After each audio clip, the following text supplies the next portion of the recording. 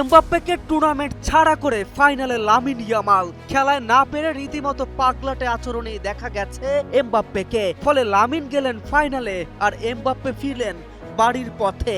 আগেই বলেছিলেন dirty football তারা খেলতে জানেন, আজ দেখালেন তাই করে।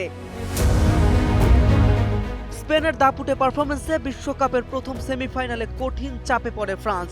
শুরু থেকে আক্রমণাত্মক ফুটবল খেললেও ২০ মিনিটে লামিন ইয়ামালের ওপর লুকাস দিনিয়ের ফাউলে পেনাল্টি পায় স্পেন। সেই সুযোগ কাজে লাগিয়ে মিকেল ওয়ারসাবাল দলকে এগিয়ে দেন।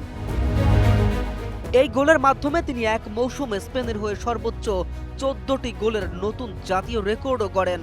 প্রথমার্ধেই চোটে উইলিয়াম সাবিলার মাঠ ছাড়ায় ফ্রান্সের জন্য বড় ধাক্কা হয়ে আসে। বিরতির পর দিদিয়ের দেশম একাধিক পরিবর্তন আনলেও কাঙ্ক্ষিত ফল মিলেনি।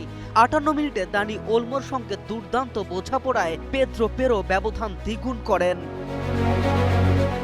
মজুক বিরাট কারবার, জিতে নাও ফ্যামিলি কার, স্পোর্টস বাইক ছাড়াও লক্ষ লক্ষ নিশ্চিত গিফট। এরপর ইয়ামাল বল জালে পাঠালে অফসাইডের কারণে সেটি গোল বাতিল হয়। ম্যাচে ফেরার আশায় ফ্রান্স দেজিরে দুয়ে, মানু কোনে, রায়ান শেরকি ও থিও হার্নান্দেসকে নামালেও স্পেনের সংগঠিত রক্ষণ তাদের সুযোগ দেয়নি। শেষ পর্যন্ত ২-০ ব্যবধানে এগিয়ে থেকে ম্যাচের নিয়ন্ত্রণ পুরোপুরি নিজেদের হাতেই রাখে স্প্যানিশরা। আর শেষ পর্যন্ত ফ্রান্স বহু চেষ্টা করলেও আর গোলের দেখা পায়নি। ফলে ২-০ ব্যবধানে জয় তুলে নিয়ে ফাইনালের টিকিট কাটে লামিনের দল। K M Rafin, news 24।